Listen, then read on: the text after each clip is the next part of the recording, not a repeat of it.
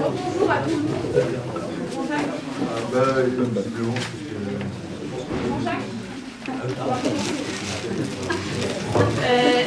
Bonjour à tous et à toutes. Donc on se retrouve pour l'atelier Histoire de l'UNEF. Donc on a beaucoup d'invités de qualité avec nous. Je vais faire un ordre comme ça. On a donc Jean-Jacques Ocard, qui a été vice-président de l'UNEF en charge des affaires culturelles dans les années, fin des années 50, début des années 60. Début des années 60. 61 à 64. Voilà. On a ensuite Johanna Casapi. Bref, ils savent pas. On est collègues, mais ils savent pas. Voilà. De la Cité des Mémoires étudiantes. On a ensuite Frédéric Ocard. Oui, c'est les noms, il faut pas. Voilà.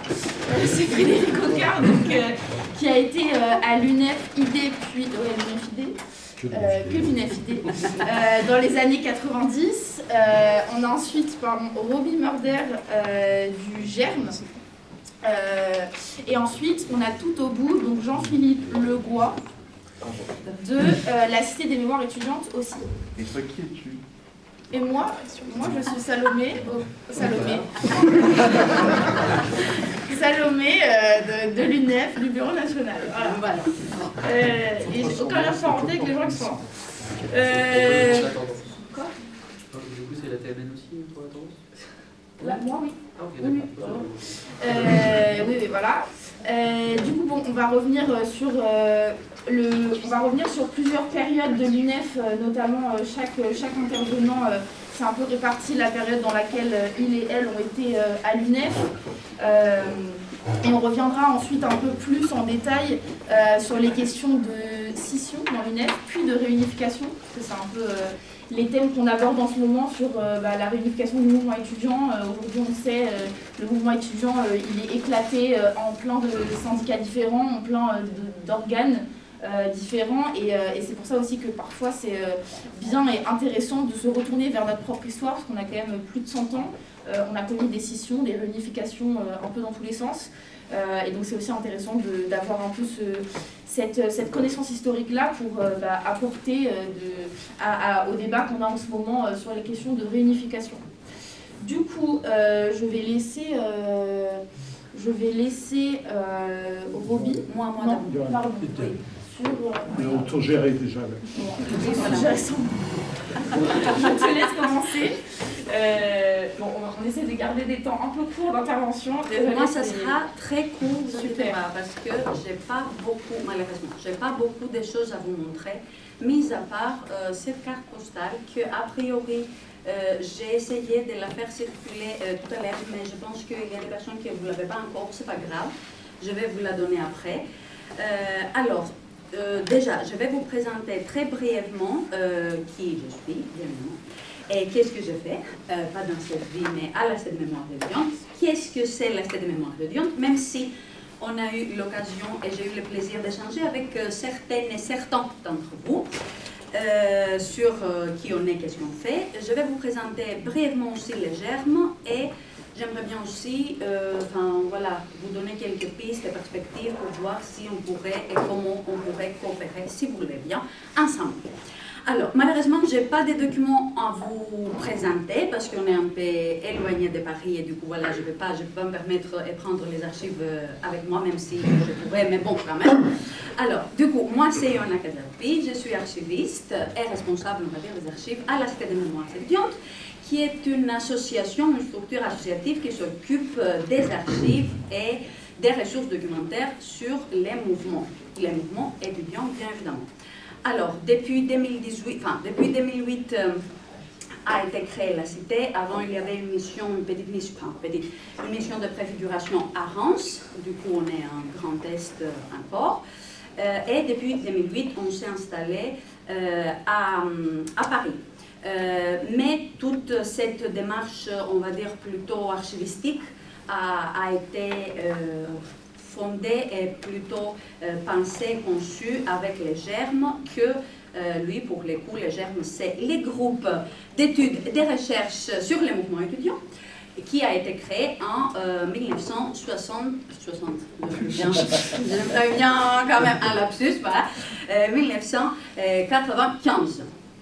Voilà, alors, du coup, vous marchez, on l'utilise, enfin, vous l'utilisez, du coup, je vais reprendre ces termes que j'écoute depuis quelques années, enfin, non, c'est mon deuxième congrès avec vous.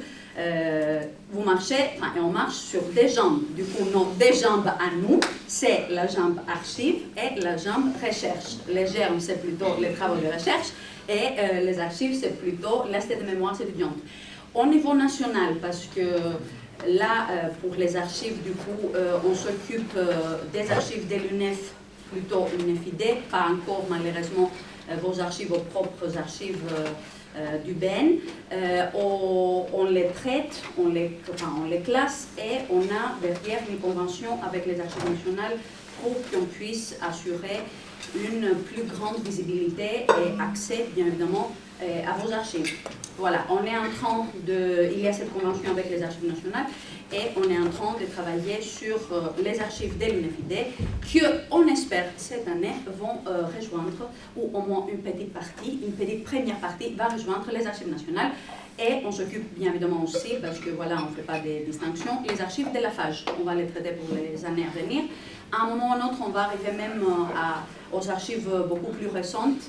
Peut-être pas jusqu'à vos années, parce que voilà, c'est assez éphémère vos mandats, mais quand même, voilà, juste pour vous dire qu'on est en train de poursuivre ces travaux-là. Mais au niveau local, parce que j'imagine que ça vous intéresse un peu plus, et c'est bien logique, au niveau local, vous pouvez toujours nous contacter parce qu'on essaie de vous orienter. Pour la région parisienne, a priori, c'est soit nous, soit des bibliothèques universitaires, oui, ou les archives, ou la contemporaine, même si on préfère d'abord que ça passe par nous et après on mesure en fonction.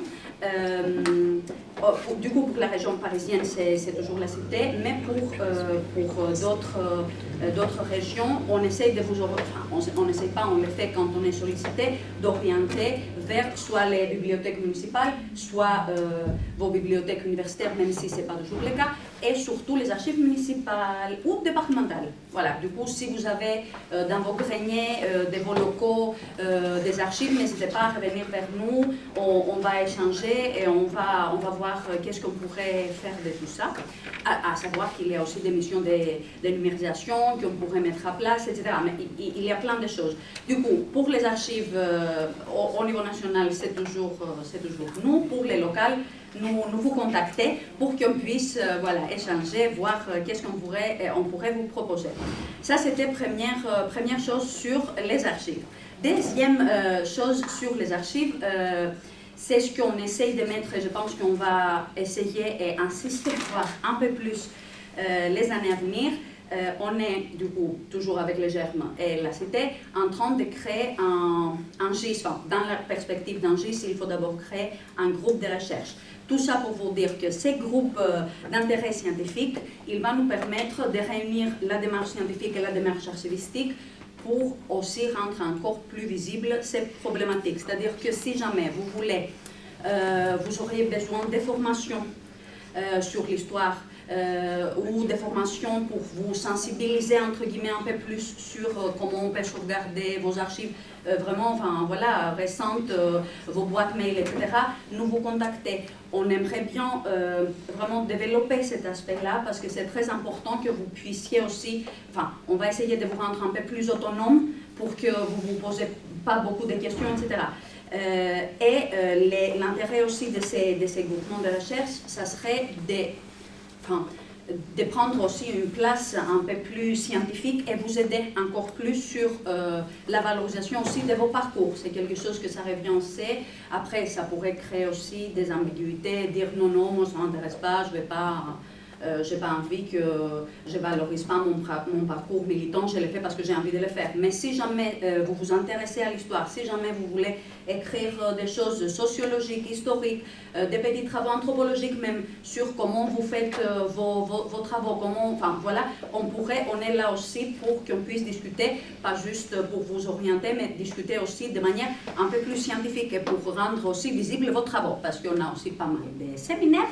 Et je vous invite, je vais terminer, je vous invite à regarder notre chaîne YouTube, parce qu'on a même une chaîne YouTube sur Internet, du coup, voilà, vous pouvez regarder, c'est la Cité des mémoires étudiantes. Et je vais faire un petit aussi laïus pour vous dire qu'on fait aussi des expositions itinérantes. Ce n'est pas l'occasion de vous parler de ça, mais ayez ça aussi en tête, c'est-à-dire qu'on propose sur certaines thématiques. Là, on est en train de préparer une exposition sur les sports universitaires. Du coup, voilà, on se déplace, d'où aussi l'intérêt d'en avoir des expositions itinérantes, on se déplace pour présenter sur différentes villes et sur différentes universités des travaux qu'on peut faire. Voilà, c'est l'aspect valorisation, parce qu'il faut toujours valoriser, pas juste par la recherche, mais aussi une valorisation patrimoniale. Voilà, voilà. Et je laisse, bien évidemment, déjà, on a des grands témoins et aussi des grands chercheurs, si je peux me permettre, voilà. Allez, voilà, je vous laisse, mais n'hésitez pas à revenir vers nous, enfin voilà, vers moi, parce que maintenant on est là. Et on a aussi des bouquins, si vous voulez aussi venir et en procurer des bouquins, enfin voilà, on fait aussi des tarifs spéciaux, c'est pas pour les vendre, c'est plutôt pour vous dire que venez nous raconter, voilà. D'accord, merci beaucoup. Merci. Je vais du coup laisser la parole à Roby qui va nous revenir un peu rapidement sur l'histoire plutôt, enfin la période c'est donc 1907-1961. Voilà. Et aussi autour de l'histoire de l'UNEF, mais aussi l'histoire un peu locale en lien avec Nancy, oui. etc. Enfin bref, vous expliquez ça mieux que moi, mais voilà. Voilà, non, comme je vais essayer de voir, je vais passer assez vite sur l'histoire locale. Vous savez que nous sommes à Nancy, qui est la première association générale d'étudiants qui est créée, et vous pouvez voir une plaque à son local au 1 rue Gustave Simon. Mais c'est simplement nécessaire de le rappeler qu'il y a quand même une continuité historique. Ces AGE qui ont à peu près entre 20 et 30 ans, ils vont se regrouper, pas toutes au début, hein, en 1907, dans l'Union nationale des associations d'étudiants de France. Donc ni UNEF ni UNAGEF, hein, comme on a entendu, on a des statuts, mais enfin plus connu ensuite comme UNEF. Et ceci se fait en fait après l'échec d'une tentative à Marseille d'une internationale étudiante, de constituer une internationale étudiante. Alors, il faut du temps hein, pour que toutes les AGE adhèrent à l'UNEF, mais grosso modo, à la veille de la Première Guerre mondiale, c'est chose faite. Alors, la cohabitation des AGE n'a jamais été simple. Hein, si on raisonne en termes de scission, grosso modo, les quelques éléments que je vais vous citer concernent des départs et des retours d'AGE. Bon, 61 marque un tournant.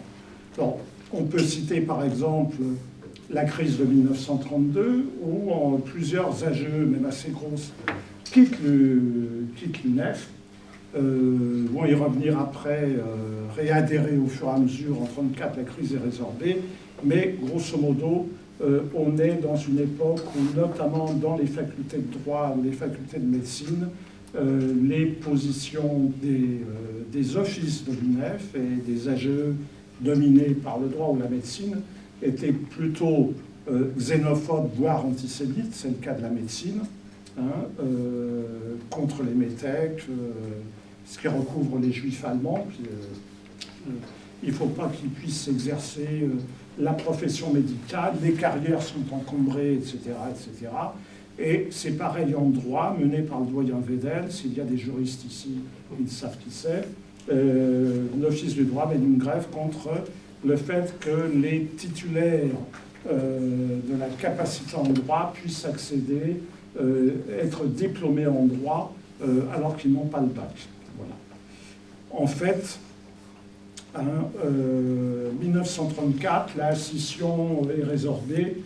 Au même moment, l'Association générale des étudiants de Paris, qui a été exclue de l'UNEF en 1929, qui était là sous la domination de l'Action française, donc des royalistes d'extrême droite, hein, c'est très net. En 1934, elle est dissoute par la justice. C'est pour ça qu'à Paris, depuis, on a eu plusieurs corpos, puis plusieurs AGE par université, alors par faculté à l'époque, pardon, alors que pour le reste du pays, c'est une AGE par ville. Bon.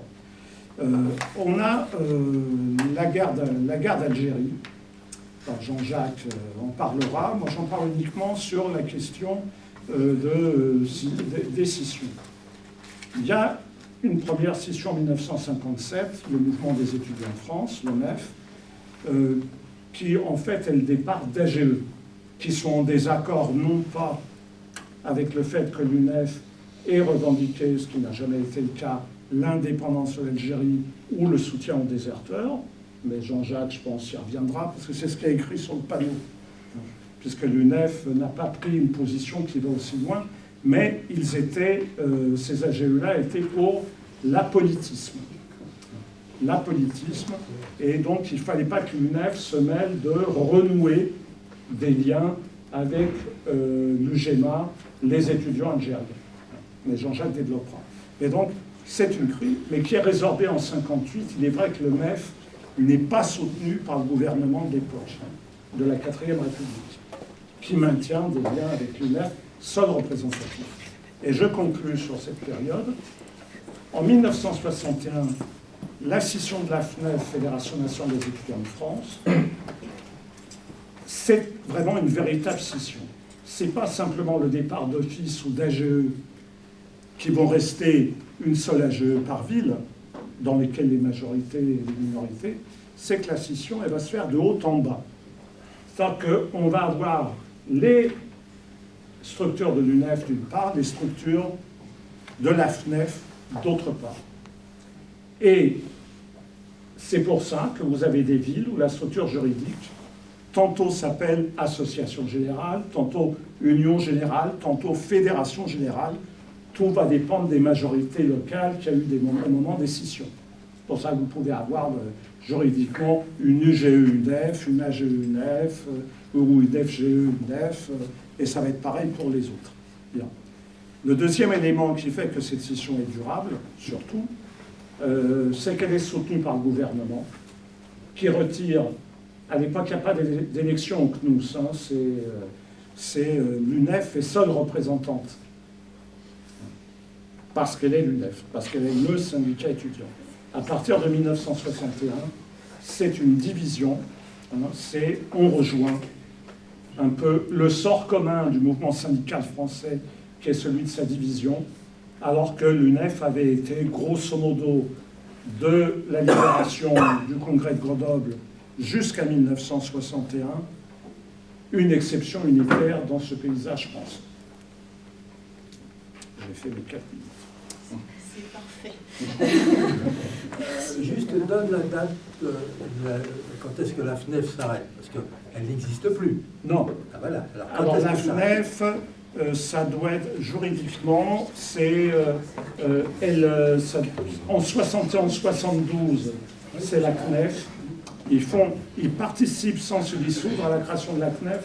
Mais si on rentre dans, d'une part, Jean-Philippe, ça vous a traité la période, d'autre part, on va rentrer dans beaucoup de détails. Je vous renvoie à un excellent ouvrage à 15 €, le prix exceptionnel congrès, c'est après l'édicace. Voilà. Voilà, je donne la parole à Jean-Jacques pour la période guerre d'Algérie. Oui, moi je ne vais pas vous parler de la guerre d'Algérie. Ça, si, je vais en parler un petit peu, mais parce que apparemment, quand même, le sujet était les différentes scissions de la MEF, et je voudrais revenir, de l'UNEF, pardon, la MEF c'est autre chose, mais je voudrais revenir un petit peu en arrière, comme ça, et en même temps, autour des années 60. D'abord, sur la guerre d'Algérie, puisque notre ami a dit que vous aviez un site, etc., il y a un excellent entretien d'un ancien président de l'UNEF qui s'appelle, d'un ami en plus toujours, qui s'appelle Dominique Vallon, qui a été président de l'UNEF en 60-61, et qui, lors d'un congrès de l'UNEF il y a 5 ans, 4 ans, 5 ans, En 2015, a fait devant une salle nombreuse aussi, très nombreuse, a fait un travail, a présenté en gros la position, comment, disons, l'UNEF, comment, disons, passe d'une position morale contre la guerre à un engagement plus politique sur la reconnaissance de l'UGMA, l'UGMA voulant dire l'Union Générale des Étudiants Musulmans Algériens, c'est-à-dire l'organisme du FLN, qui était le groupe qui dirigeait la révolution algérienne, comment cet organisme, à un moment donné, l'UNEF le reconnaît et discute avec eux, etc.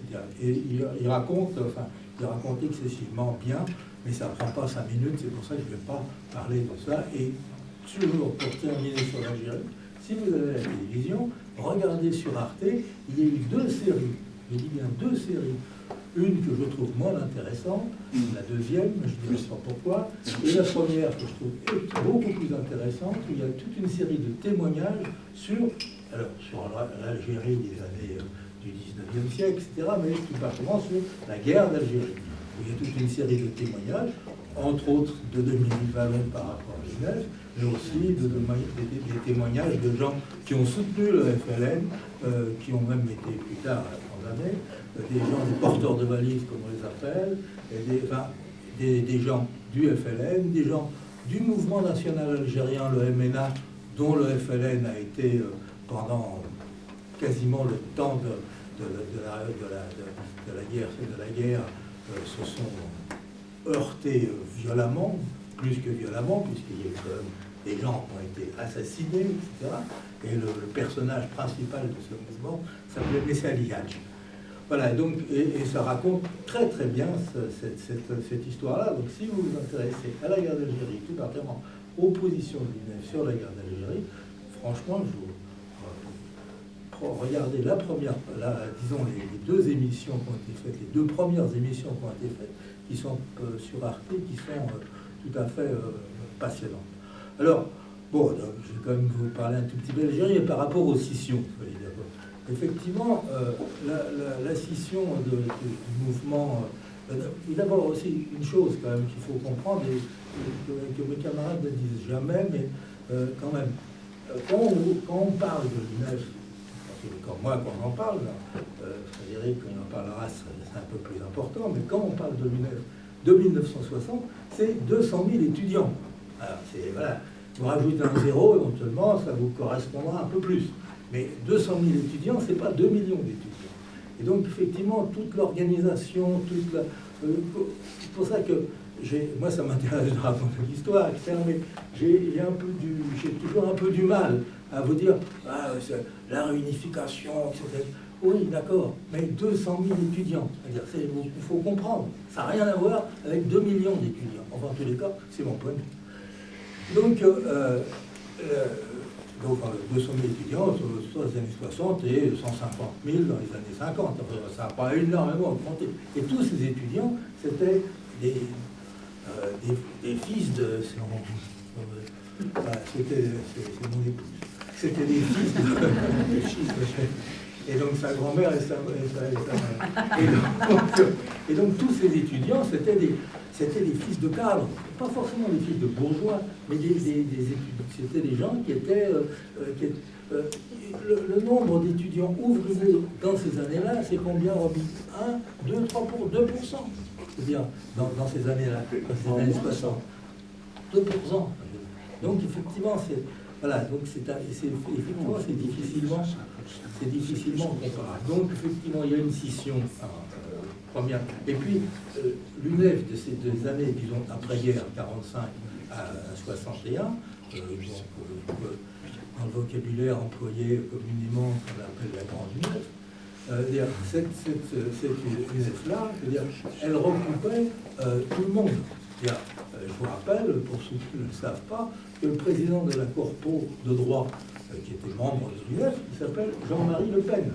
Il était membre de l'UNEF. Il est même au conseil d'administration de l'UNEF, et le conseil d'administration de l'UNEF, c'est le conseil d'administration qui va fonder la mutuelle, la MNEF, la Mutuelle Nationale des Étudiants en France. l'ancienne, celle qui a été dit. Donc, et puis, un peu dans l'autre extrémité, il y a un type qui s'appelle Leroy Ladurie, enfin, il a un peu viré à droite, mais enfin bon, quand il était jeune, il était pas mal. Et donc, Leroy Ladurie, il était, vous connaissez sûrement, c'est un historien assez connu, très connu. Et Leroy Ladurie était président du cartel des étudiants supérieurs techniques, du cartel des écoles normales supérieures, qui était un communiste. Voilà. Et puis, il y en a un autre qui était président de la FGEL, la Fédération des groupes d'études de lettres, qui existait déjà à cette époque-là, qui était un, comme ça, vous allez voir quand je vais vous dire son nom, qui était un peu au milieu, oui ça va, je suis là, et qui était un peu au milieu, il s'appelait Lustiger. Lustiger, après, il va devenir évêque, et puis président, patron de Paris, enfin, je veux dire, concernant la hiérarchie religieuse. Et donc, pour dire que c'est une UNEF, et les gens, le premier groupe dont parle Roby tout à l'heure à la MEF, le mouvement d'étudiants en France, c'est effectivement des gens très corporatistes qui refusent, en gros, une charte dont vous avez, j'ai vu que vous l'aviez éditée sur la brochure pour le Congrès, la charte de Grenoble, jeunes travailleurs intellectuels. Et ces gens-là refusent ça. La charte de Grenoble n'est pas d'ailleurs votée à l'unanimité. Il y a des gens qui s'abstiennent sur ça. Et donc, c'est parce que ils refusent en gros l'idée que l'UNEF a une tendance à devenir syndical. Il y a pas une tendance, une volonté à devenir un syndicat.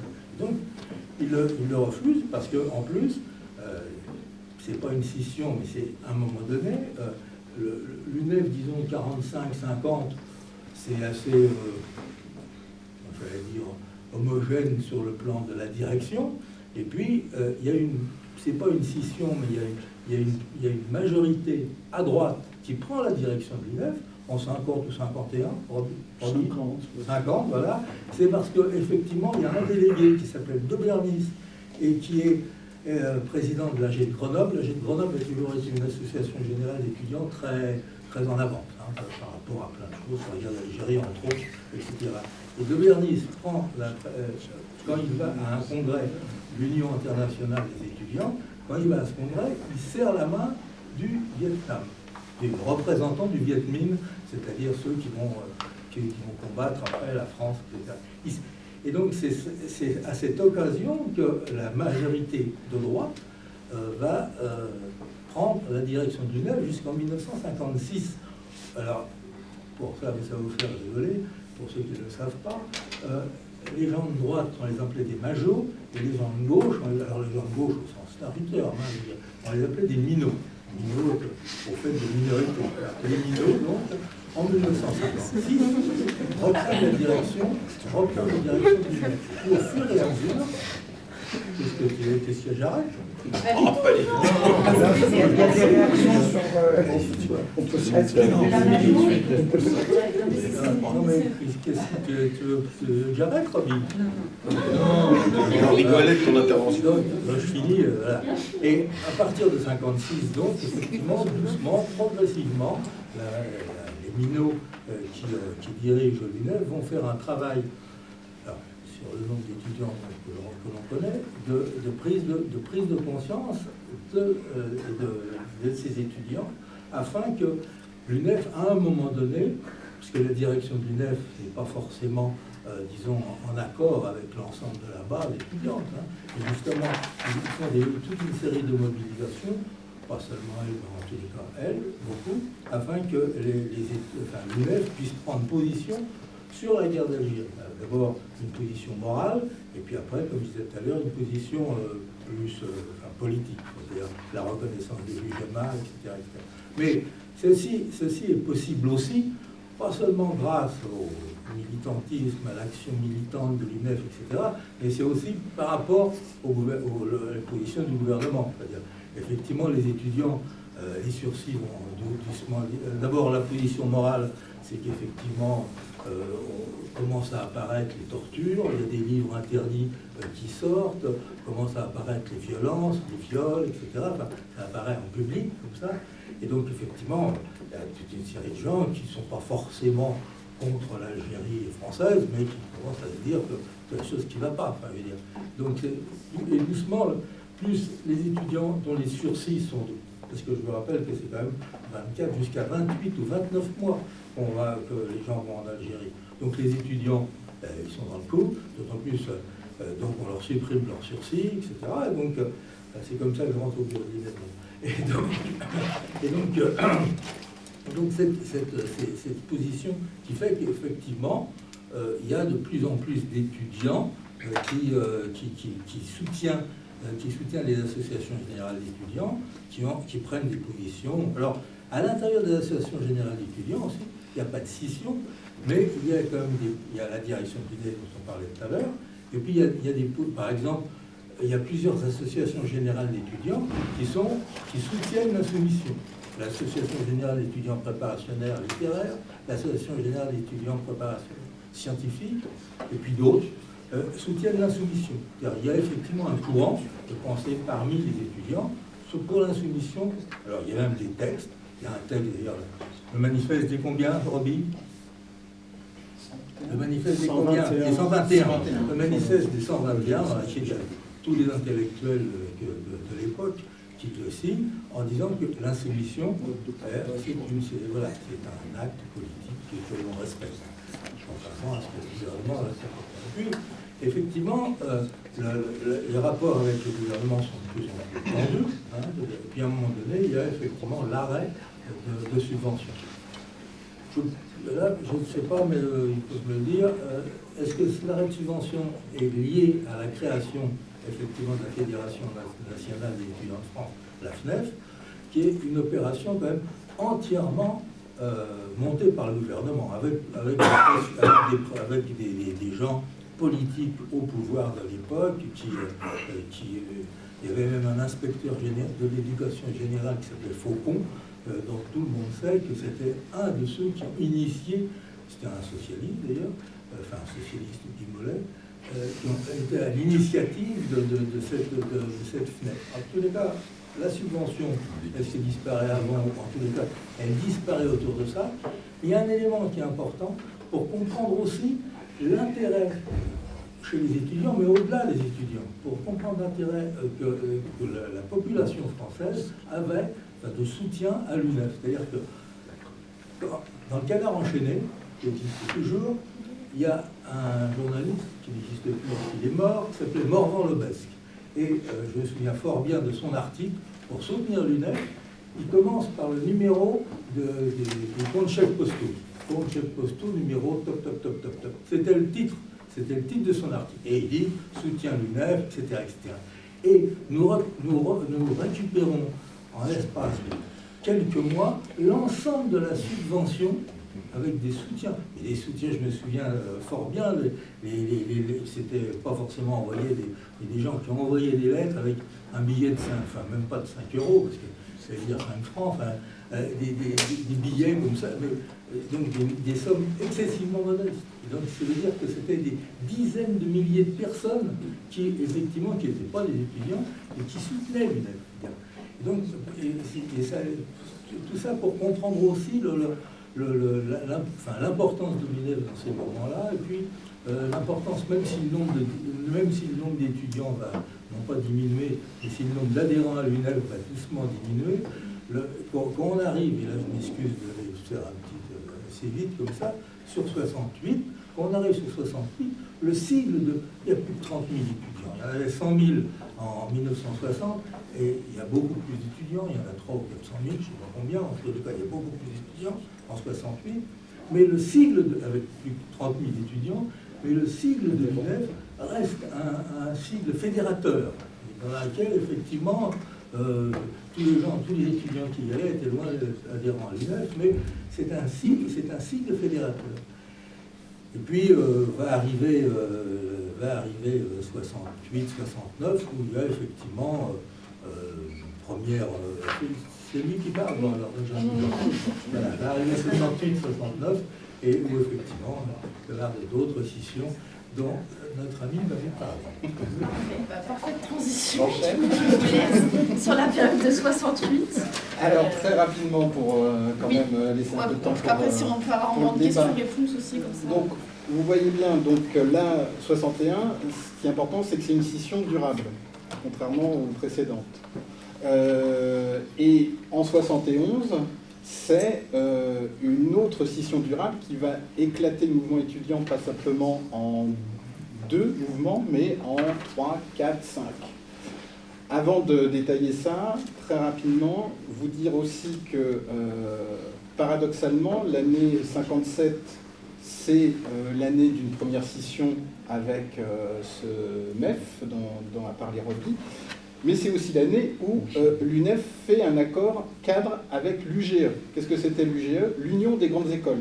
Et ça, c'est une question importante, parce que dans les années 60, l'UNEF va publier un manifeste pour la démocratisation de l'enseignement supérieur, où ils vont demander, où l'UNEF va demander la fusion de l'enseignement supérieur et qui est plus système à double vitesse. Bon, et donc, du coup, ça n'a pas marché. C'est encore un facteur de division. Autre facteur de division, comme l'a dit Roby, ça divise les AGE et les offices techniques qui vont devenir des futures fédérations disciplinaires. Et donc, par exemple, la Fédération nationale des étudiants en lettres de France, elle va rester à l'UNEF, elle ne va pas aller à la FNEF. Alors que ce qui va donner plus ou moins l'UNEDECEP pour l'office de droit fait le choix de la FNEF. Autre facteur, pas forcément de division, mais peut-être d'éclatement et peut-être d'éloignement des pratiques syndicales. Ça va être aussi le moment où l'UNEF va choisir de créer des fédérations spécialisées. Il va y avoir la FRUF, Fédération des résidences universitaires de France. Il va y avoir la FNTU, Fédération nationale du théâtre universitaire, dont Jean-Jacques aurait pu vous parler, mais vous pouvez écouter son témoignage sur le site students.org pour en savoir plus. Et vous avez aussi, par exemple, le sport universitaire qui s'autonomise aussi petit à petit, alors qu'avant, les clubs sportifs faisaient partie des AGE, etc. Alors, donc 71, fragmentation de la division puissance 10, puisque du coup, vous avez déjà des AGE, des UGE ou des FGE par rapport à UNEF, FNEF. Et qu'est-ce qui va être le grand clivage entre les deux UNEF qui vont être créés en 1971? C'est participer ou pas aux élections étudiantes mises en place par la loi Faure comme pilier de la rénovation de l'enseignement supérieur avec la pluridisciplinarité et l'autonomie, enfin relative. Mais en tout cas, c'est les 3 piliers avec la participation. Et en gros, il n'y a que les militants proches de la mouvance communiste qui vont être pour participer en tant qu'UNEF aux élections. Et donc, ils vont créer juste après 68, ils vont créer une tendance qui va s'appeler pour le renouveau de l'UNEF, qui va donner l'UNEF dite renouveau, puis l'UNEF dite solidarité étudiante. Alors que de l'autre côté, en 68, la majorité du Bureau national est plutôt PSU, Parti socialiste unifié, un peu une des composantes de ce qu'on a appelé la deuxième gauche. Et vous avez donc le BN, la majorité du BN, mais aussi les différents militants des au moins 3 familles trotskistes qui existent en France, je ne rentre pas dans le détail, qui sont contre les élections. Et vous avez aussi plein d'autres militants qui sont issus des comités d'action de mai-juin 68 qui sont aussi contre les élections. Bref, le seul accord entre les militants de la grande gauche étudiante, c'est contre les élections. Après, il y en a pas mal, comme par exemple les militants de ce qu'on a appelé les jeunesses communistes révolutionnaires qui vont devenir les militants de la Ligue communiste, puis de la Ligue communiste révolutionnaire. Donc plutôt plus ou moins, on va dire que le NPA actuellement est héritier de cette tradition. Donc les militants de cette mouvance trotskiste-là vont faire le choix plutôt des comités d'action, du mouvement de base, et donc ne vont pas vouloir continuer à faire partie de l'UNEF et ne vont se resyndicaliser qu'à partir du mouvement de 76, mais je n'en dis pas plus pour laisser la parole. Après. Du coup, on va passer. Non. Tu peux faire un saut dans le temps. Voilà. On va faire un petit bond dans le temps sur les années 90, que tu as plutôt connu du coup. Et puis du coup, la date aussi qu'on connaît un peu, enfin qu'on connaît en tout cas nous dans l'UNEF, qui est la grande date de réunification des deux UNEF, qui est de 2001. Donc voilà, je te laisse pour 5 minutes. Pour faire la suite avec tout ça, tu reparleras tout à l'heure de la réunification de 80. Qui est un bout de réunification, parce qu'elle ne réunifie pas tout le mouvement UNEF, puisqu'elle réunifie, on va dire, les non-communistes. Je vais aller vite en disant ça dedans, mais tu en parleras tout à l'heure. À partir des fins des années 80, du mouvement, je vous ai entendu tout à l'heure parler de Devaquet, si tu savais, reprendre des chants. Donc à partir du mouvement de novembre-décembre 86, qui est un mouvement important sur le plan syndical, d'abord parce que c'est un mouvement syndical extrêmement, enfin un mouvement de contestation extrêmement fort, c'est un mouvement qui va gagner, et qui est un mouvement sur des revendications, qui sont des revendications syndicales, c'est-à-dire le projet de Vaquet de l'époque voulait empêcher la libre inscription à l'université, augmenter les frais d'inscription, faire une sélection, ne plus faire du bac, le premier grade universitaire, donc faire une sélection à l'entrée de l'université. Bref, à partir de la fin des années 80, il y a un double phénomène qui se passe par rapport à l'éclatement du mouvement syndical dont on a parlé, les divisions qui peuvent remonter à la période précédente. D'abord, c'est qu'il y a un certain nombre de mouvements, le mouvement de Vaquet, mais vous allez en avoir d'autres derrière. Vous avez en 1994 un mouvement contre le CIP, le contrat d'insertion première embauche, dont l'objet est d'expliquer qu'il y aura un SMIC jeune, c'est-à-dire que quand on embauchera les jeunes au sortir de l'université, ils seront moins payés pour favoriser, soi-disant, l'embauche des jeunes. Il va y avoir un mouvement assez fort de contestation et un recul, là encore, du gouvernement sur cette question.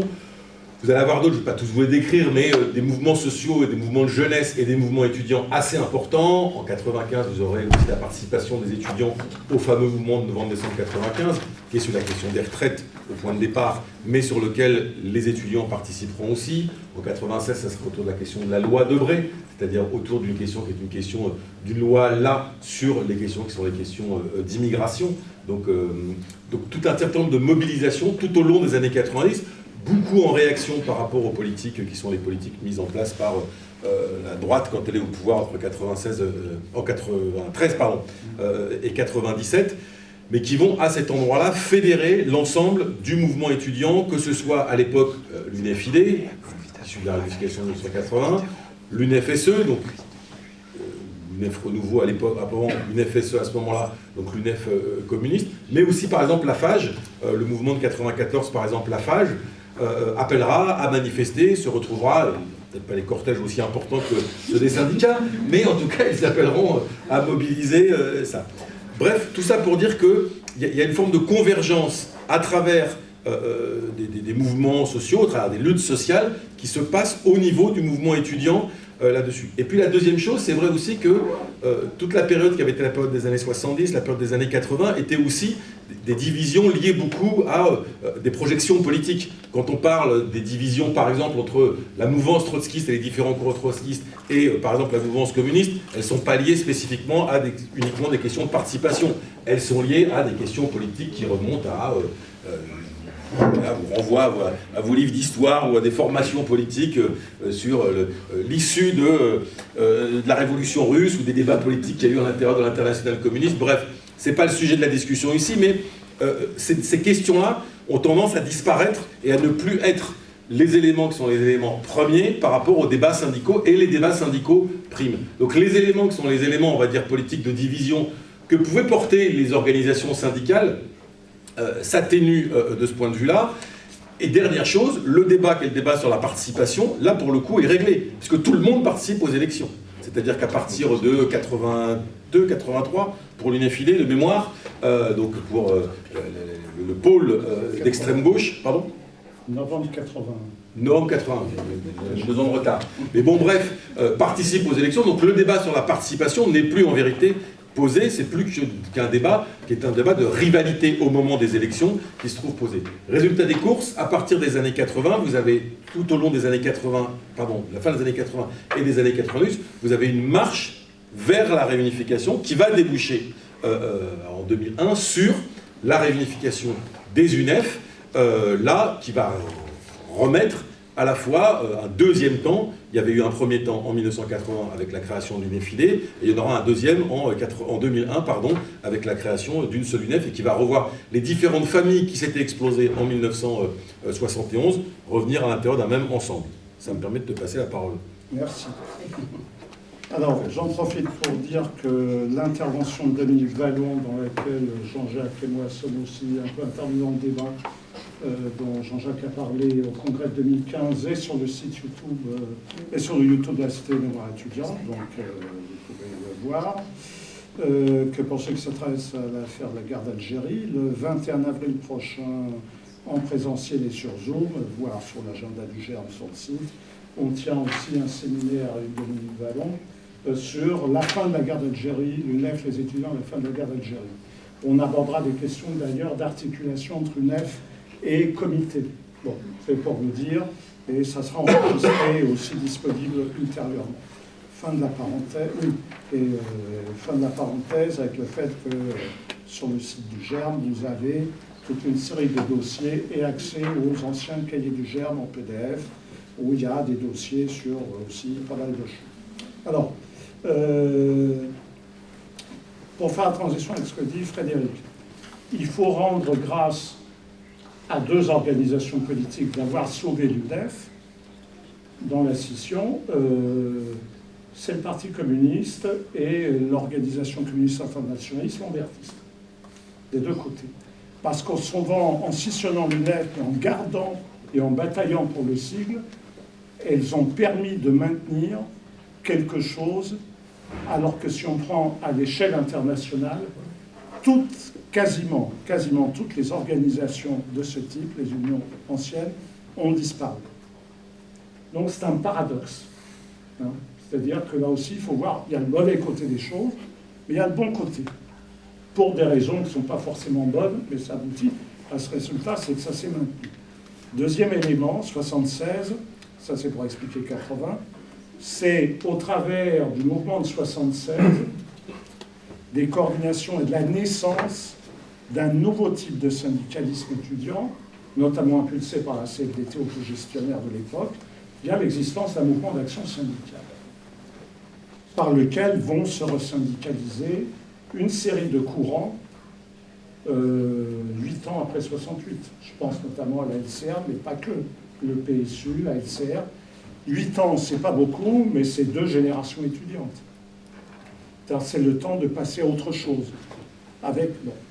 Et donc, c'est le MAS et l'UNEF-US vont engager un processus qui n'est pas identique à celui de 2001, qui est un processus de réunification dont j'ai été acteur.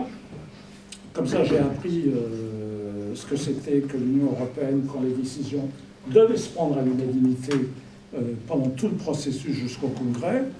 Entre parenthèses, je me disais vivement qu'on soit minoritaire, pour la petite tendance autogestionnaire, qu'on puisse enfin pouvoir voter, minoritaire, majoritaire, etc.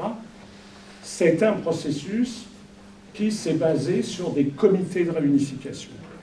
C'est-à-dire l'idée dans laquelle moi et quelques-uns de mes camarades on a joué un rôle, c'était de dire une unification ok, mais qui ne s'adresse pas simplement aux adhérents des 2 organisations. Il faut des comités avec des syndiqués d'aujourd'hui et d'autres qui participent à un congrès de réunification. Donc, là je parle en témoin en même temps qu'ayant mené des recherches là-dessus. La limite, c'est que ceci a été accepté par les autres courants, mais n'a pas été mis en pratique. C'est-à-dire, et en fait, ça c'est l'apprentissage, il ne suffit pas d'avoir un programme correct, il faut avoir des forces pour le porter et le mettre en pratique. Bon, ce qui fait que la dynamique réelle qui a existé au début, bon, ça a fini un peu par un congrès d'appareils, mais qui n'était pas joué. Alors ça, avec 2001, c'est pas un congrès, c'est 2 votes séparés, et puis on se retrouve dans une même salle, il n'y a pas le même type de dynamique. En fait, la dynamique, à mon avis, elle est venue après, elle culmine, grosso modo, avec le mouvement de 2006. 86, c'est l'UNFID qui marque le terrain, c'est avec 2006, même si la FAGE était dedans, etc., c'est l'UNEF qui marque parmi les organisations à vocation représentative. Voilà. Donc, la question qu'on peut se poser, et c'est là-dessus que je conclue, donc j'avais écrit une interview en 99 pour le journal de la FAGE, donc il y a eu les questions, il y a eu les réponses, le journal n'est jamais sorti. Et je l'ai archivé. Et je l'ai ressorti là récemment en me disant, tiens, sur qu'est-ce que c'est, parce qu'il posait, c'était en plein problème de réunification, justement. Donc il est sur le site du GERB, là, vous pouvez le voir. Et c'est vrai que la question qu'on peut se poser, c'est on unifie, on réunifie quoi? On parle, est-ce qu'on va recréer l'UNEF d'un monde étudiant qui était celui des années 50 ou 60? Est-ce que c'est autre chose, hein? Est-ce que c'est une forme de coordination permanente, etc., etc. Ça, c'est effectivement une réflexion pour les acteurs. Et pour mémoire, puisque avec Paul Boucher, on en avait pas mal discuté, c'est aussi une question que lui se posait. Il n'était pas un nostalgique. Hein, il disait toujours, je ne suis pas un ancien combattant, je suis un vieux lutteur. Hein, bon, je crois que c'est juste. Il faut prendre en compte qu'aujourd'hui, on a quelle situation? On a 3 types de légitimité. La légitimité traditionnelle syndicale, basée sur la représentativité, hein, l'essentialisme du syndicat. On est représentatif parce qu'on veut regrouper l'ensemble de la classe, l'ensemble du groupe social. Il y a la représentativité électorale, par les élections, où il y a concurrence. Et il y a dans les luttes, au moment des luttes, dans les assemblées générales, les coordinations. Donc on voit bien qu'on n'a plus, comme dans les années, comme dans la période précédente, les années 68, une seule forme de légitimité, de représentativité qui regroupe toutes les activités estudiantiles, hein, corporatives, syndicales. Quand je dis corporatif, c'est pas corporatiste, il ne faut pas confondre le corporatif et le corporatiste. Bon. Et effectivement, qu'est-ce qu'il faut, en n'oubliant pas un élément, moi, qui me semble important, c'est le rôle de sociabilité. Et je crois que tout le mouvement étudiant a toujours été un peu à l'avant-garde pour les bonnes et les mauvaises choses, d'ailleurs, hein, à l'avant-garde de la division syndicale et de la crise du syndicalisme. Il est à l'avant-garde aussi pour d'autres choses, l'émergence de processus d'auto-organisation. Bon. Mais l'ensemble du syndicalisme extrêmement institutionnalisé parce qu'il a acquis des droits, il y a un effet pervers qui est effectivement celui on obtient. Ce n'est pas que le syndicalisme étudiant, on peut obtenir des choses, etc., mais il y a un peu une perte du rôle de sociabilité que pouvaient jouer les vieilles AGE, les vieilles corpos, les associations. Et ça, je crois que c'est une réflexion profonde à avoir dans tout le mouvement syndical. Voilà. Du coup, merci beaucoup à nos intervenants. Oui.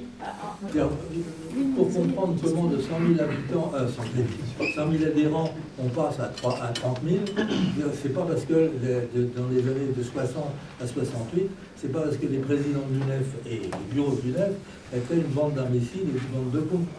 Il y a quand même dans les années 60, toutes les associations d'étudiants, celle de Paris étant un peu exceptionnelle, mais toutes les associations d'étudiants géraient des œuvres. Ils géraient des restaurants universitaires, ils avaient des activités qu'effectivement, soyons clairs, une série de gens qui adhéraient à l'UNEF à la Fédération des groupes d'études de lettres, qui est une organisation de la Sorbonne plutôt progressiste, et même plus que progressiste, c'est-à-dire, c'était des polycopiés. Et effectivement, celui qui avait la carte de l'UNEF, enfin, il y avait quelques possibilités, soit de l'avoir, non pas gratuit, mais moins cher, etc. Donc, toutes les AG avaient des activités en direct. Et donc, à partir des années 60, après la fin de la guerre d'Algérie, la guerre d'Algérie mobilise plein de gens, et tous ces gens-là vont se retrouver dans l'UNEF. Il y a plein de militants, et des militants qui étaient à dire en bas, mais qui ne militaient pas à l'intérieur de l'UNEF.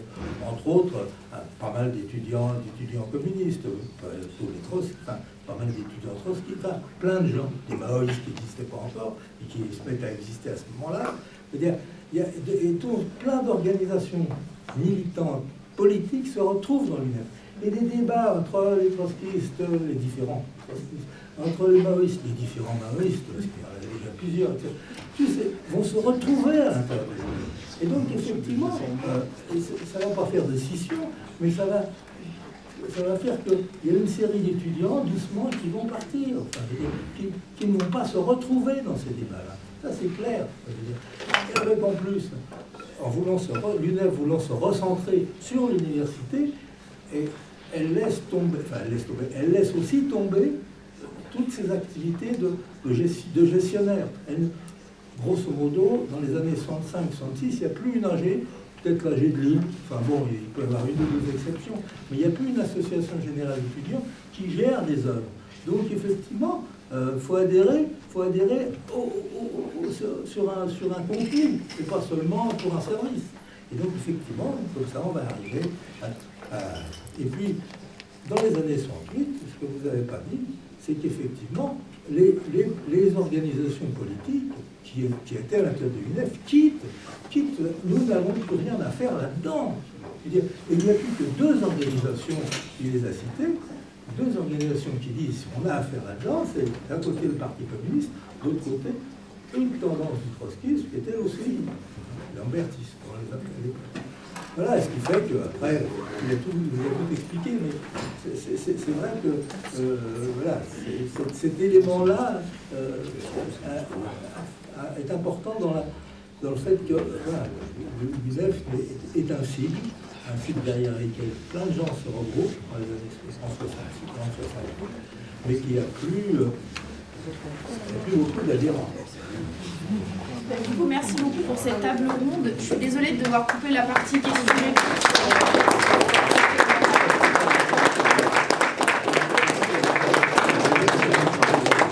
Juste pour les camarades, il faut qu'on retourne dans l'amphi, on fait un point et après on part au rue. Évitez le fiasco d'hier, on fait rapidement.